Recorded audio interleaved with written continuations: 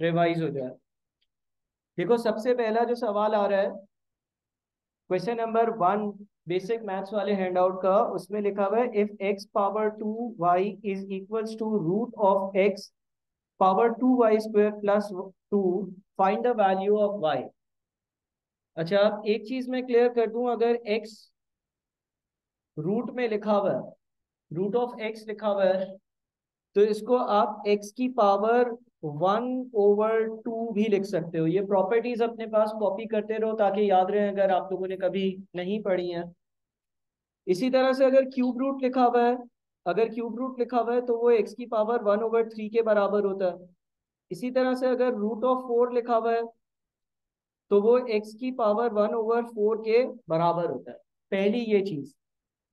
दूसरी जो चीज आपको याद रखनी है वो एक मैथमेटिकल प्रॉपर्टी है कि अगर x की पावर a हो और इस पूरे की पावर b हो, अगर x की पावर a हो और ये x की पावर a एक ब्रैकेट में हो और इस पूरे के ऊपर एक और पावर हो जो कि b है, तो इसको आप x की power a multiplied by b भी लिख सकते हो।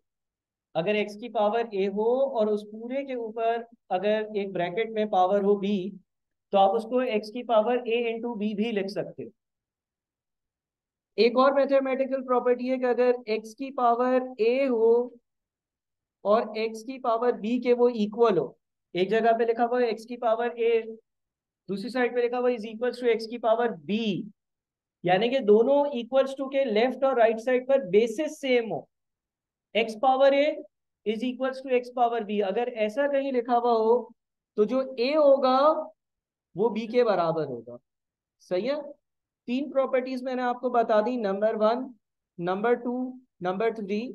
ये तीन प्रॉपर्टीज इस सवाल में अप्लाई हो रही है। पहली है कि रूट ऑफ एक्स लिखा हुआ हो एक्स की पावर हाफ हो सकता है। क्यूब रूट ऑफ एक्स लिखा हुआ हो तो वो एक्स की पावर 1/3 होता है। रूट ऑफ 4x लिखा हुआ हो तो एक्स की पावर 1/4 के बराबर होता है। दूसरी प्रॉपर्टी, अगर एक्स पावर ए ब्रैकेट में और उस पूरे के ऊपर पावर बी हो तो वो x power a into b होता है। और तीसरी प्रॉपर्टी, अगर x power a is equals to x power b लिखा हुआ हो तो ए बी के बराबर होता है। ये तीन प्रॉपर्टीज पहले वाले पार्ट में अप्लाई होंगी। अब आपके पास जो पहला सवाल लिखा हुआ है उसमें लिखा हुआ है एक्स की पावर 2y, तो हम लिख देते हैं एक्स की power 2y is equals to right side के इक्वल्स टू के राइट साइड पर, इक्वल्स टू के राइट साइड पर ब्रैकेट में लिखा हुआ है रूट ऑफ एक्स, ब्रैकेट में लिखा हुआ है रूट ऑफ एक्स। ऊपर वाली प्रॉपर्टीज के हिसाब से रूट ऑफ एक्स का मतलब होता है एक्स की पावर 1/2 और इस पूरे की पावर दी हुई है 2y² प्लस 2।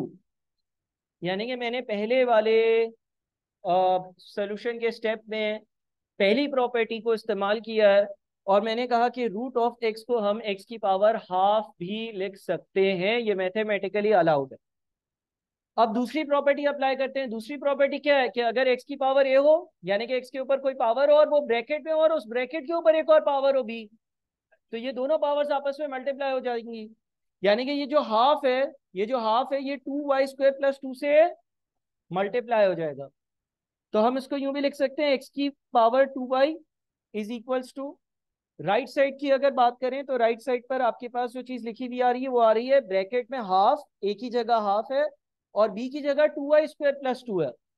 तो इसका मतलब ये हो गया कि अगर मैं हाफ को मल्टीप्लाई कर देता हूँ 2y² प्लस 2 से, अगर मैं हाफ को मल्टीप्लाई कर देता हूँ 2y² प्लस 2 से, तो आप हाफ को 2y² से मल्टीप्लाई करो पहले, तो हाफ को 2y² से 1/2 मल्टीप्लाइड बाई 2y² y² रह जाएगा, और फिर 1/2 जब प्लस 2 से मल्टीप्लाई होगा तो 1 रह जाएगा।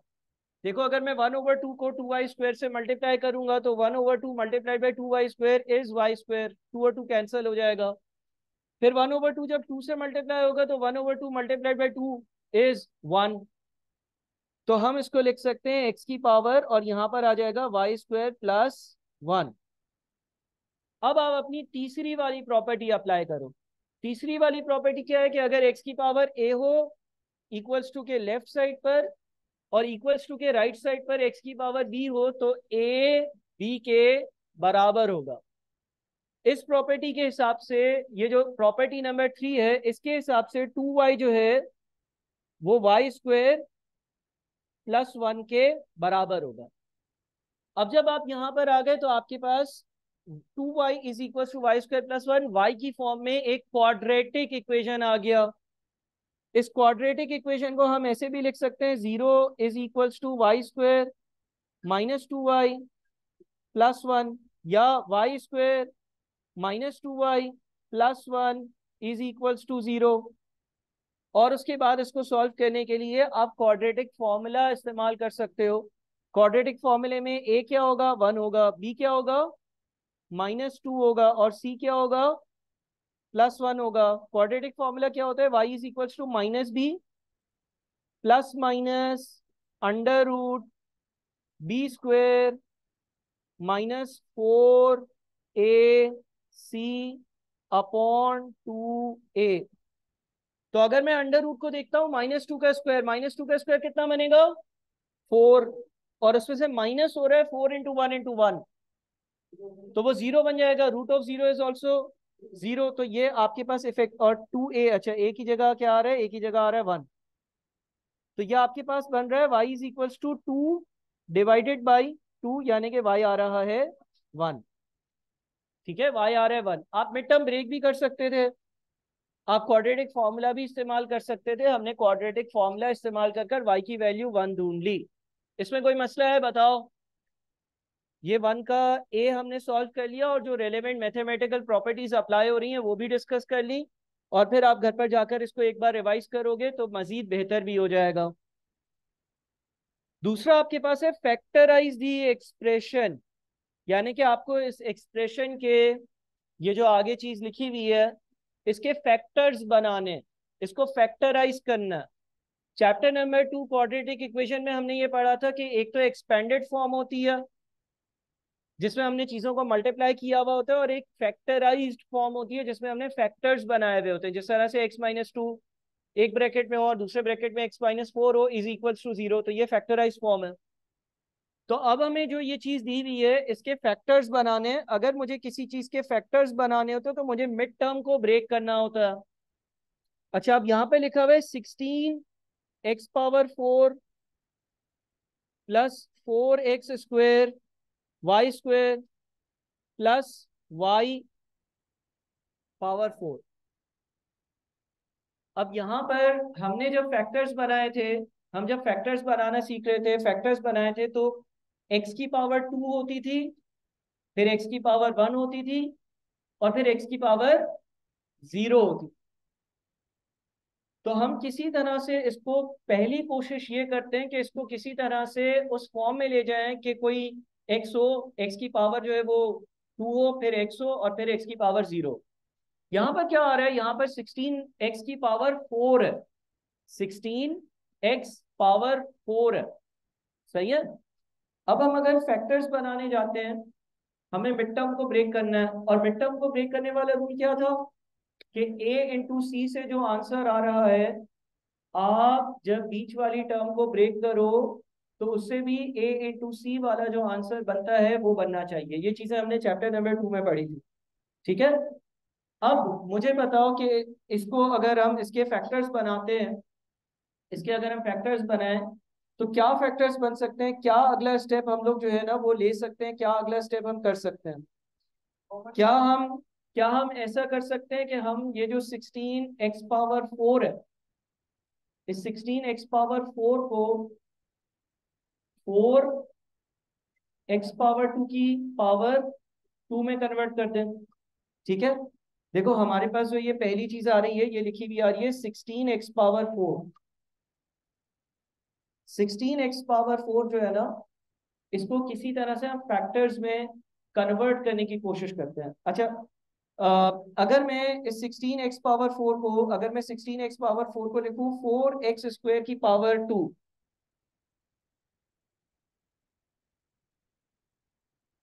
क्या मैं इसको 4x² की पावर 2 लिख सकता हूं।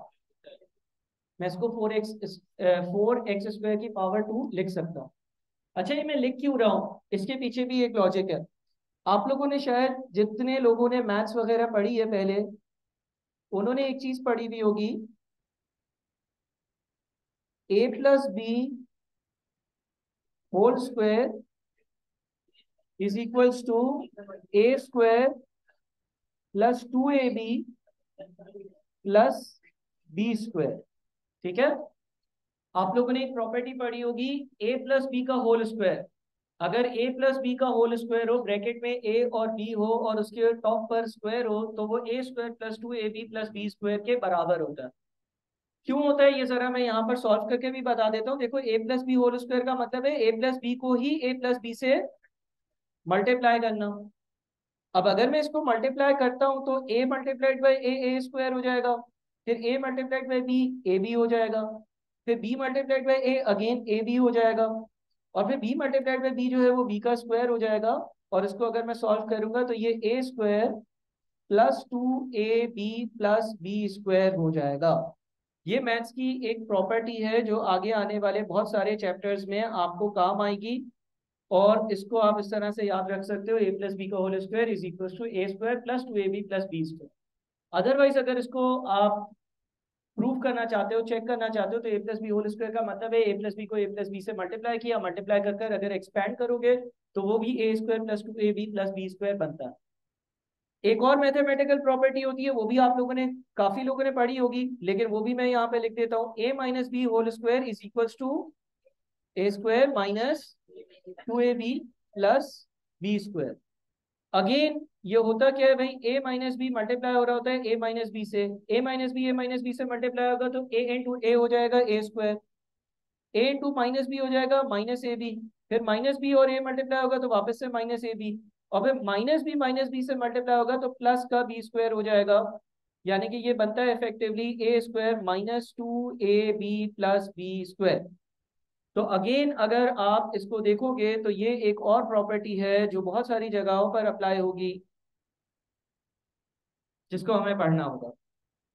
ठीक है, अब मैं इस प्रॉपर्टी को इस्तेमाल कर कर, देखो इस प्रॉपर्टी में दो साइड्स हैं, एक एक्सपेंडेड साइड है और एक फैक्टराइज्ड साइड है।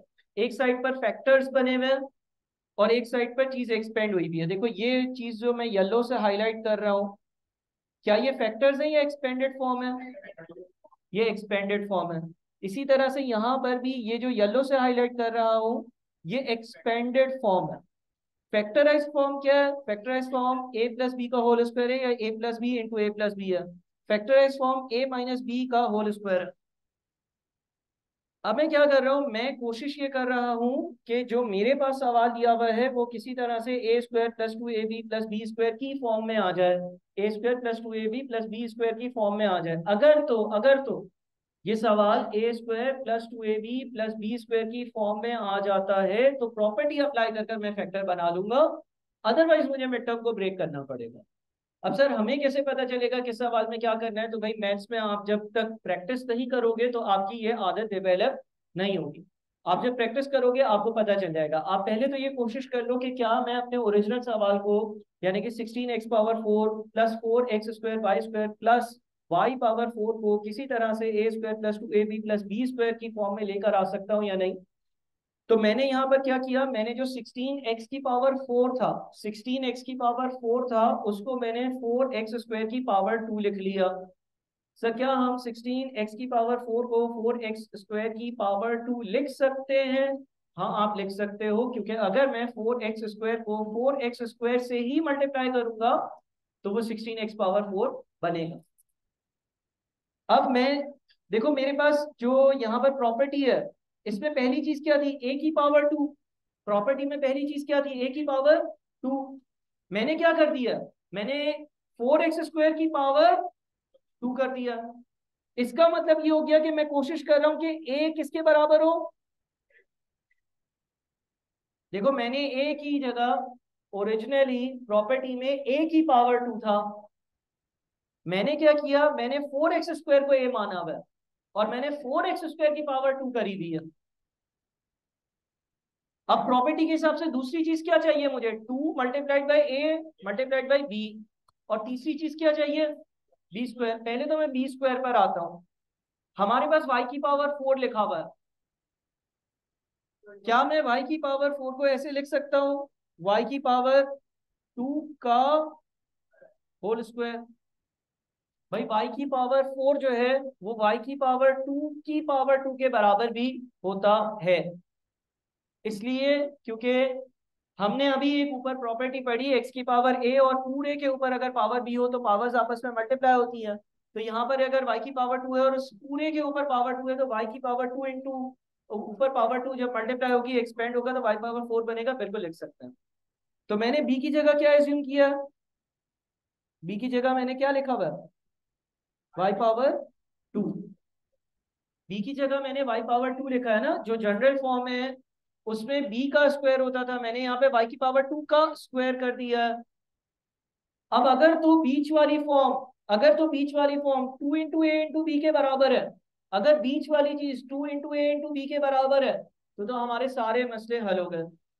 अच्छा, 2 इंटू ए इंटू बी का मतलब क्या है, 2 इंटू ए इंटू बी का मतलब है 2 into 4x square into y square. तो क्या बीच वाली फॉर्म इस तरह से लिखी जा सकती है? नहीं लिखी जा सकती। देखो हमारे पास सेंटर की जो टर्म है वो है 4x स्क्वायर वाई स्क्वायर।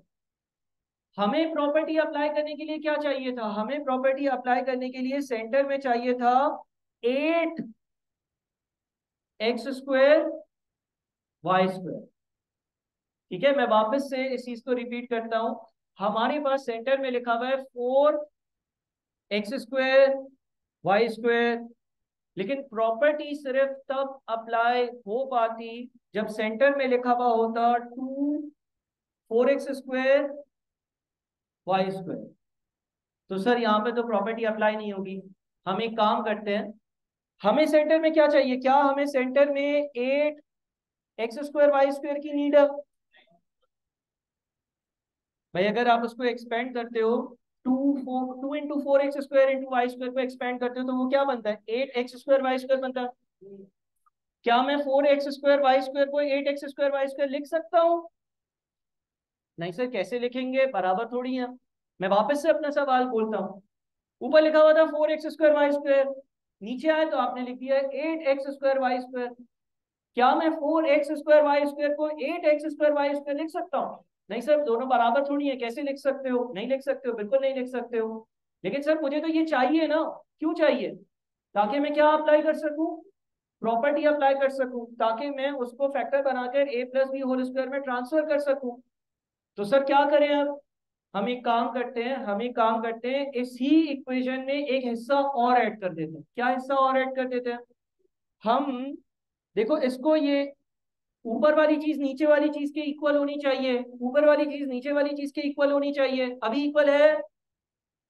अभी इक्वल नहीं है। ऊपर वाली चीज नीचे वाली चीज के इक्वल होनी चाहिए। हाँ, 16x पावर 4 जो है वो 4x स्क्वायर पावर 2 के बराबर है। हाँ, y की पावर 4 जो है वो y पावर 2 पावर 2 के बराबर है। लेकिन 4x square Y square 8x square Y square के बराबर नहीं है। तो हम एक काम करते हैं, यहाँ पर आगे हम फर्दर लिख देते हैं माइनस का 4x स्क्वायर वाई स्क्वायर। ऐसा क्यों किया? देखो हमेशा अगर नेक्स्ट स्टेप को सॉल्व किया जाए तो प्रीवियस स्टेप आना चाहिए। अगर हम स्टेप नंबर 2 को सॉल्व करते हैं तो स्टेप नंबर 1 बनता है। लेकिन सर हमें कैसे पता चलेगा, अगेन जब आप 2-3 हजार सवाल करोगे हर टॉपिक के तो पता लगना शुरू हो जाएगा। ठीक है, अब आपने सर इसको ऐड क्यों किया, क्या इसकी भी कोई लॉजिक है? हाँ, उसको थोड़ी देर में डिस्कस करते हैं। एक और मैथमेटिकल प्रॉपर्टी भी अभी इंट्रोड्यूस करवानी है, लेकिन हमने इसको ऐड करा ना, इसका बेनिफिट ये हुआ कि अब ये वाला हिस्सा जो है ये उस फॉर्मूले पर, जो एक मैथ्स का बड़ा कॉमन फॉर्मूला है, a प्लस बी का whole square is equal to A square plus 2ab plus B square, उस फॉर्मूले की बुनियाद पर बैठ रहा है। हमें ए स्क्वायर, अगर हमने 4x स्क्वायर एज्यूम किया, बी जो है वो वाई स्क्वायर एज्यूम किया, तो ये जो है ये अब उस a plus B whole square से मैच कर रहा है। तो अब हम फाइनली इस चीज को, ये जो पहली तीन टर्म्स है, इन पहली तीन टर्म्स को कैसे लिख सकते हैं, इन पहली तीन टर्म्स को हम लिख सकते हैं 4x square plus Y square का होल स्क्वायर, और आगे क्या है हमारे पास, 4 एक्स स्क्वायर वाई स्क्वायर। ठीक है, देखो मैंने a plus B whole square वाली जो कॉमन प्रॉपर्टी है, ए प्लस बी होल स्क्वायर वाली जो कॉमन प्रॉपर्टी है, जिसको एक्सपेंड करते हैं तो A plus two A B plus B square बनता है, जिसको एक्सपेंड करते हैं तो A plus two A B plus B square बनता है, वो कॉमन प्रॉपर्टी अप्लाई करी है। और जब वो प्रॉपर्टी मैंने अप्लाई करी है तो उस प्रॉपर्टी को अप्लाई करने से मेरे पास ये नतीजा आ गया।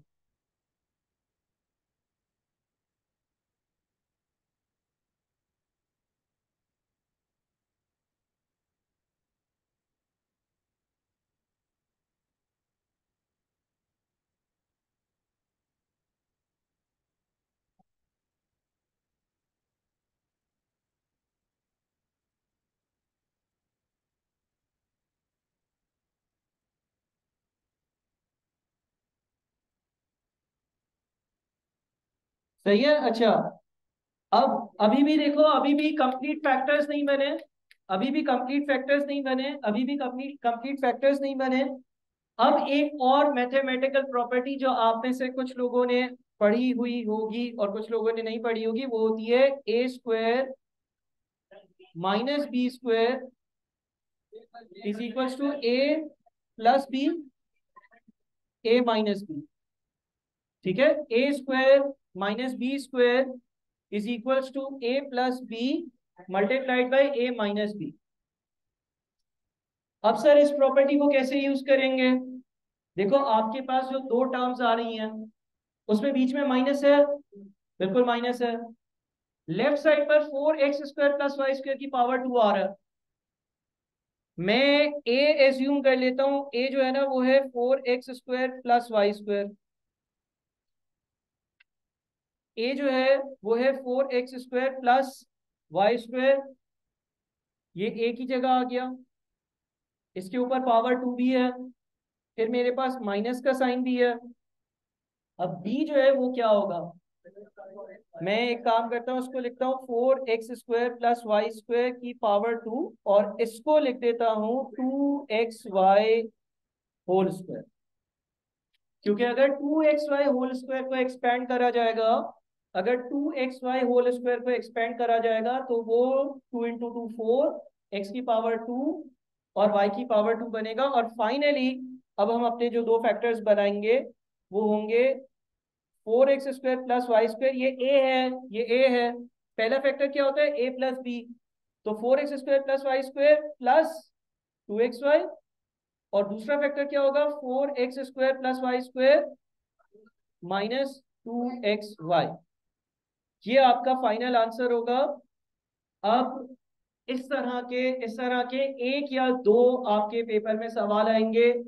आप लोगों को मैं ये रिकमेंड नहीं करूंगा कि क्वाड्रेटिक इक्वेशन के ऐसे सवाल आप लोग घर पर अलग से कोई प्रैक्टिस करो। हाँ, अगर क्लास में हम कोई सवाल प्रैक्टिस करते हैं तो उसको दोबारा से देख लेना, और उसको डिस्कस करते हुए उसको डिस्कस करते वक्त हमने कोई प्रॉपर्टी डिस्कस करी हो, कोई मैथमेटिकल प्रॉपर्टी डिस्कस करी हो, तो उसको देख लेना। लेकिन अगर पेपर में आप एक एक मार्क्स के लिए जाओगे तो आपका मेन कोर एरिया रह जाएगा। बहरहाल ये है, ये आपके आईके के पास पेपर का सवाल है तो मैंने करवा दिया। लेकिन मैं ये रिकमेंड नहीं करूंगा कि आप कोई भी ऐसी प्रॉपर्टीज या क्वाड्रेटिक इक्वेशन के लिए इस तरह के कोई भी सवाल करो। शुरू के पहले दो तीन जो चैप्टर्स हैं वो बिल्कुल कचरा चैप्टर्स हैं। वो सिर्फ और सिर्फ अभी हम टाइम पास कर रहे हैं कि आप फीस भर दो तो हम जो है वो सही से आपका सीए शुरू करें। अभी आप सीए कर रहे हो, फिर सीए आपको करना शुरू करें। ठीक है, तो अभी ये जो कचरा हम पढ़ रहे हैं ये सिर्फ और सिर्फ इसलिए है कि हमारा टाइम पास हो। सही है, तो अभी हम टाइम पास कर रहे हैं, आप घर पर इसके साथ टाइम नहीं बिताना ज्यादा। बस यहाँ पर आपने जितना हेलो हाई कर दिया काफी है। घर पर जो चैप्टर्स बोलूंगा वही करना। तो ये आपका वन का ए हो गया, वन का बी भी हो गया। सही है। अच्छा, वन का सी मुझे याद है मैंने शायद शुरू की क्लासेस में होमवर्क में दिया था। कितने लोगों से हो गया सॉल्व? कितने लोगों से नहीं हुआ सॉल्व? चलो मैं तुम लोग बताओ, तुम पांचों से हुआ है सॉल्व? शुरू की क्लासेस में ये दिया था ना होमवर्क या नहीं? चलो मैं दोबारा से करवाता हूँ, मैं करवा रहा हूँ उसको।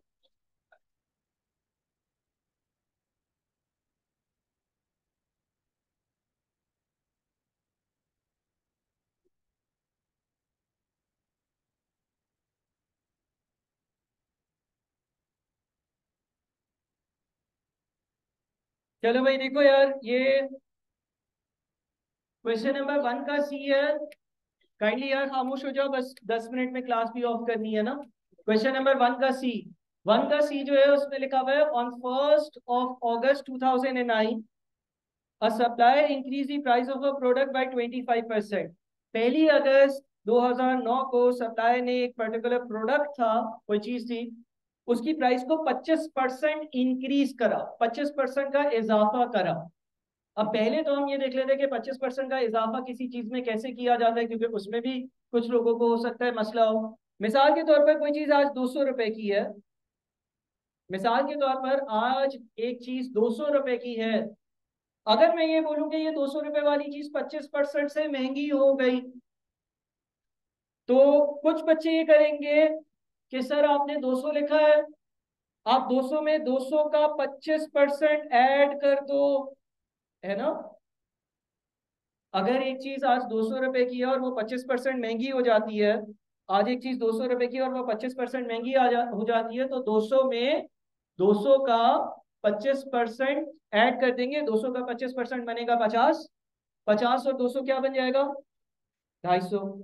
देखो एक तो ये तरीका होता है कि आपको जिस चीज को 25% से इंक्रीज करना है, आपने वो अमाउंट लिया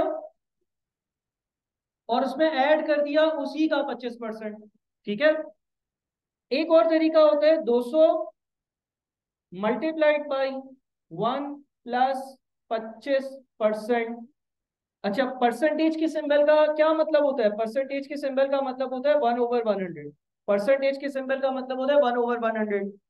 तो अगर कोई चीज 25% से महंगी हो रही है, एक तरीका तो है 200 प्लस 200 का 25%, दूसरा तरीका है 200 मल्टीप्लाइड बाई 1 प्लस 25%, या जितने परसेंट से वो चीज इंक्रीज हो रही है। अच्छा, परसेंटेज के सिंबल का मतलब होता है 1/100, तो 25 डिवाइडेड बाई 100 क्या बनता है, 0.25। तो एक तरह से ये बन जाता है 200 मल्टीप्लाइड बाई 1.25। अगर आप 200 मल्टीप्लाइड बाई 1.25 करोगे, वो भी 250 आएगा। तो ये दो तरीके हैं, पहले तो ये याद रखो। एक तरीका ये है कि वो वैल्यू और उसमें उसी वैल्यू का 25% ऐड किया। दूसरा डायरेक्ट तरीका क्या है, दूसरा डायरेक्ट तरीका है कि उस वैल्यू को मल्टीप्लाई कर दो 1 प्लस इंक्रीज का जो भी अमाउंट है, 25% है तो 1 प्लस 25%, 20% है तो 1 प्लस 20%। और ये जो 25% है, ये 0.25 होता है। ये 25% जो है ये 0.25 होता है, तो 1 प्लस 0.25 1.25 बनेगा। 200 मल्टीप्लाई बाई 1.25 भी 250 बन जाएगा। ये दूसरा तरीका होता है। इसी तरह से अगर मैं ये कहूँ कि भाई 200 वाली चीज जो है उसकी वैल्यू 25% से कम हो रही है, 25% से कम हो रही है, 25% से वैल्यू रिड्यूस हो रही है, तो आप दो काम कर सकते हो। एक काम तो ये कर सकते हो, 200 माइनस 200 का 25%। जब आप 200 माइनस 200 का 25% करोगे तो ये कितना बनेगा, 150 बनेगा। सही है। दूसरा काम जो है यार, बातें ना करो आपस में, बातें ना करो प्लीज। अब मैं आखिरी बार हाईलाइट कर रहा हूं, वरना जिससे बात करी वो खुद ही अपना जिम्मेदार होगा। 200 मल्टीप्लाइड बाई, दूसरा तरीका ये है कि 200 मल्टीप्लाइड बाई, जब वैल्यू डिक्रीज हो रही है, मैं ये कह रहा हूँ कि 25% से चीज सस्ती हो रही है, 25% उस वैल्यू की उस अमाउंट की वैल्यू कम हो रही है, तो -25%। और 25% होता है 25 डिवाइडेड बाई 100, जो कि 0.25 होता है, तो 1 माइनस 0.25 200 मल्टीप्लाइड बाई 0.75 होगा, जो कि आपके पास अगेन 150 बनेगा। तो कुछ लोगों को शायद सिर्फ ये तरीका मालूम हो, मैं ऐसा नहीं कह रहा पूरी क्लास, हो सकता है कुछ लोगों को शायद पहला तरीका ही आज तक वो यूज कर रहे हो कि भाई 200 को 25% से बढ़ाना है, तो पहले 200 फिर 200 का 25% फिर उन दोनों को ऐड किया। लेकिन ये डायरेक्ट तरीका भी आपको पता होना चाहिए कि जितने परसेंट से कोई चीज इंक्रीज या डिक्रीज हो रही है, 1 प्लस उतना परसेंट, या 1 जब डिक्रीज हो रही है तो माइनस उतना परसेंट, तो उससे आपका डायरेक्ट आंसर आ जाएगा। ये एक चीज इस सवाल से पहले मुझे सिखानी थी, जो मैंने सिखाई। मैं सवाल के साथ साथ आपको कुछ चीजें बताता रहूँ। एक और बात बताओ, ऐसे एक जनरल में जो है ना, आप सबसे पूछता हूँ, इसको क्या नाम है भाई, उठ जाओ। अभी उठ ही रहे हो, और ज्यादा उठ जाओगे वरना, अभी उठो जरा। अच्छा, देखो अगर मैं फिलहाल एक एग्जांपल लेता हूँ। अगर मैं ये कहूँ एक चीज 100 रुपए की है, एक कंपनी का शेयर है, तुमने परचेज किया 100 रुपए में। उस शेयर की वैल्यू, सुनना जरा गौर से पूरा सवाल, उस शेयर की वैल्यू, लेट से तुमने आज स्टॉक मार्केट में एक शेयर परचेज किया 100 रुपए का, कल सुबह उस शेयर की वैल्यू 10% इंक्रीज हो गई, तो तुम्हें फायदा होगा या नुकसान? और फिर वापस से उस शेयर की वैल्यू 10% कम हो गई, तो ब्रेक इवन पे आ जाओगे? कितने लोग बोलते हैं ब्रेक इवन पे आ जाएंगे सर, क्योंकि 10% का फायदा हुआ, फिर 10% का नुकसान हुआ। नहीं आओगे ब्रेक इवन पर। देखो, इधर देखो, सुनो जरा सुनो। देखो, तुमने 100 रुपए का शेयर लिया, पहली बार जब उसकी वैल्यू, पहली बार लेट से शेयर मार्केट में पहली बार उस शेयर की वैल्यू 10% इंक्रीज हुई, तो हुआ ये कि 100 में तुमने 100 का 10% ऐड कर लिया, तो तुम चले गए 110 पर। अब इसकी वैल्यू 110 है। अब अगले दिन तुम्हें 10% का नुकसान हुआ, तो 110 माइनस 110 का 10%, तो तुम 99 पर आओगे।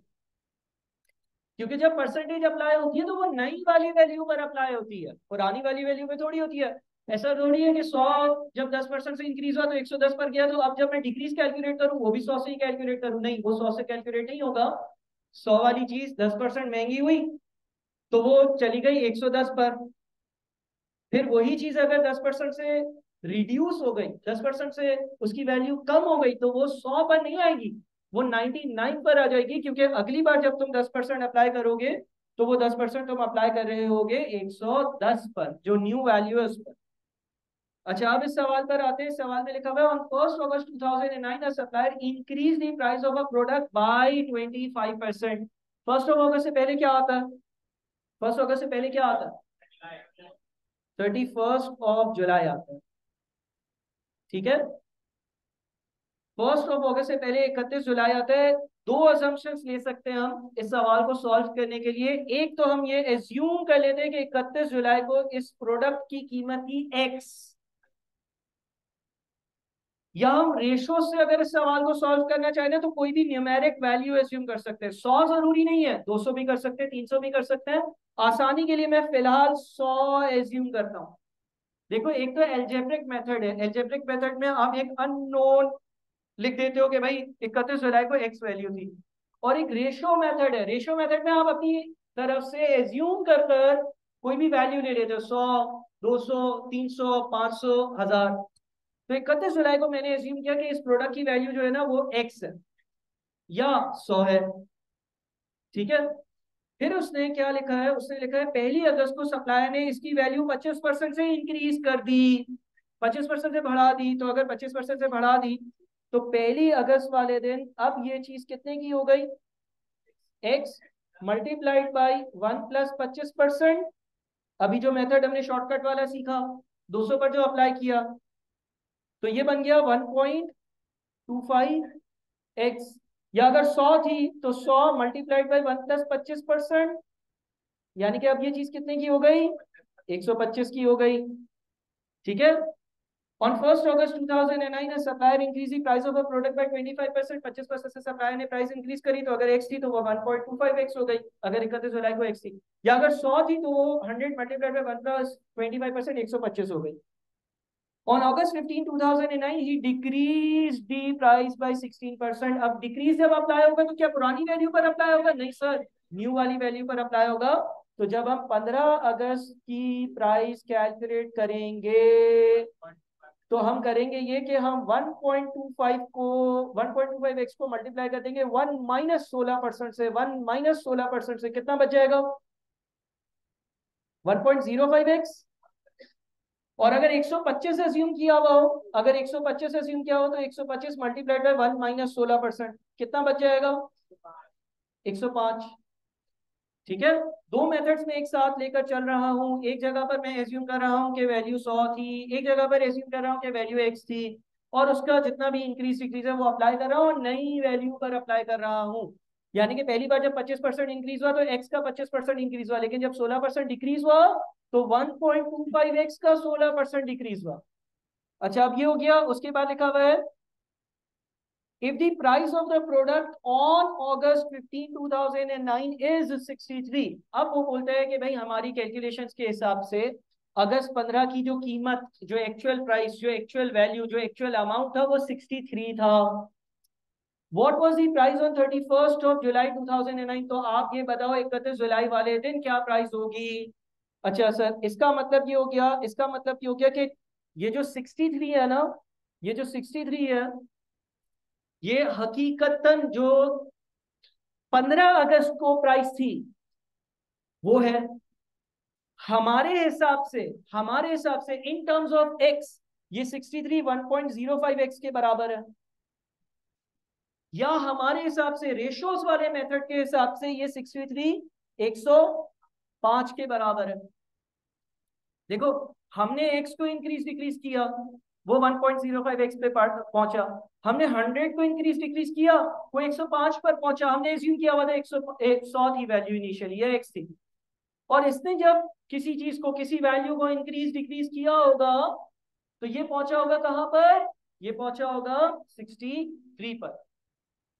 अब हमें कौन सी वैल्यू मालूम करनी है, कब की प्राइस मालूम करनी है? 31 जुलाई की। यानी कि अगर हम एल्जेब्रिक मेथड से जाते हैं तो हमें क्या मालूम करना है? एक्स मालूम करना है। तो क्या हमें ये पता है 63 जो है वो 1.05 एक्स के बराबर है? तो 1.05 लेफ्ट साइड पर जाएगा, डिवाइड होगा। 63 डिवाइडेड बाय 1.05 करो, कितना आता है? 60। एक ये तरीका, ठीक है। 63 1.05 एक्स के बराबर है। अगर हम एक्स वाले मेथड से जाते हैं तो 31 जुलाई को हमारे हिसाब से इस प्रोडक्ट की वैल्यू एक्स थी। तो कैलकुलेट करने के लिए 63 इज इक्वल टू 1.05 एक्स, और फिर हमने इसको सॉल्व किया, फिर हमने इसको सॉल्व किया तो हमारे पास एक्स की वैल्यू 60 आ गई। ये एक मेथड है, ये पहला मेथड है, ये पहला तरीका है। और आप इसको प्रूव भी कर लो। दूसरे मेथड पे जाने से पहले इसको प्रूव करते हैं। अगर कोई चीज 31 जुलाई को 60 की थी, फिर वो 1 अगस्त को 25% महंगी हुई, तो इसको 25% महंगा करो, 60 को मल्टीप्लाई करो 1.25 से, कितना आता है? 75। और फिर 75 को कम करो 16% से, यानी कि मल्टीप्लाई कर दो 1 माइनस 16% से, कितना आता है? 63। देखो, अगर ये आंसर सही नहीं होता, अगर ये आंसर सही नहीं होता तो इसमें 25% का इजाफा और 16% का डिक्लाइन, डिक्रीज कर कर वो 63 पर नहीं पहुंचता।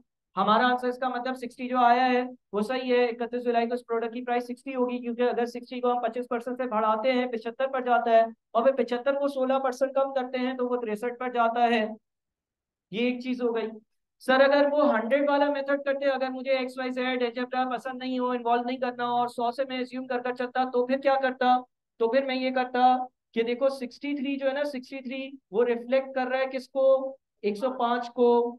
63 रिफ्लेक्ट कर रहा है किसको? 105 को। लेकिन तुम्हें क्या चाहिए? तुम्हें तुम्हारे हिसाब से 100 कितना बनता है ये चाहिए। 63 क्या रिफ्लेक्ट कर रहा है? तुम उसका 63 तुम्हारे 105 बराबर है। उसकी वो वाली वैल्यू चाहिए जो तुम्हारे 100 के बराबर है, क्योंकि हमने 31 जुलाई को एज्यूम की थी वैल्यू 100। तो 63 क्योंकि 105 हिस्से हैं, 63 क्योंकि 105 हिस्से हैं, अगर मैं 63 को 105 से डिवाइड करूंगा कितने हिस्सों की वैल्यू आएगी? एक हिस्से की। देखो लॉजिकली सोचो, 63 जो है ना वो 105 हिस्से हैं किसी चीज के, तुम्हें 100 हिस्सों की वैल्यू चाहिए। तो 63 क्योंकि 105 हिस्सों की वैल्यू है, अगर मैं 63 को डिवाइड कर दूंगा 105 से तो एक हिस्से की वैल्यू आ जाएगी। और अगर 100 हिस्सों की वैल्यू ढूंढनी है तो जब ये एक हिस्से की वैल्यू आ गई, 63 बाई डिवाइडेड बाई 105, एक हिस्से की वैल्यू आ गई। 100 हिस्सों की वैल्यू मालूम करने के लिए इसको 100 से मल्टीप्लाई कर देंगे, कितना आएगा? 60। तो ये मेथड नंबर 2 भी आप यूज कर सकते हो, जिसमें आप रेशियोज यूज कर रहे हो कि यार अगर ये चीज 100 होती तो फिर इतनी होती, और फिर इतनी होती, और फिर 100 105 बन जाता। और तुम्हें मालूम करना था कि भाई 100, अगर 63 जो है वो 105 हिस्से हैं, तो आपने उसको 63 से डिवाइड किया, एक हिस्से की वैल्यू आई, और 100 से मल्टीप्लाई किया तो 100 हिस्सों की वैल्यू यानी कि 60 बन गई। ठीक है भाई, ये मैंने सिर्फ और सिर्फ आप लोगों के साथ आज क्वेश्चन नंबर 1 का ABC सॉल्व किया है। अगर किसी ने कोई बात करनी है, कोई क्वेरी है, कोई चीज डिस्कस करनी है, हाँ, जो आप लोगों के मसले मसाइल है चैप्टर नंबर 1 के, वो मैंने आज ग्रुप पर बता दिया था, तो वो अगले हफ्ते तक रखते हैं ताकि आप सारी चीजें कंप्लीट कर लो। बट अगर कोई छोटी मोटी कोई बात वगैरह करनी है तो रुक जाओ, अदरवाइज क्लास ओवर है। आप लोगों को होमवर्क वगैरह सारी चीजें ग्रुप पर मैंने सुबह बता दी हैं, तो वो रिपीट करने की जरूरत नहीं है, वॉइस नोट सुन लेना। क्लास को मैं यहाँ पर ऑफ करता हूँ।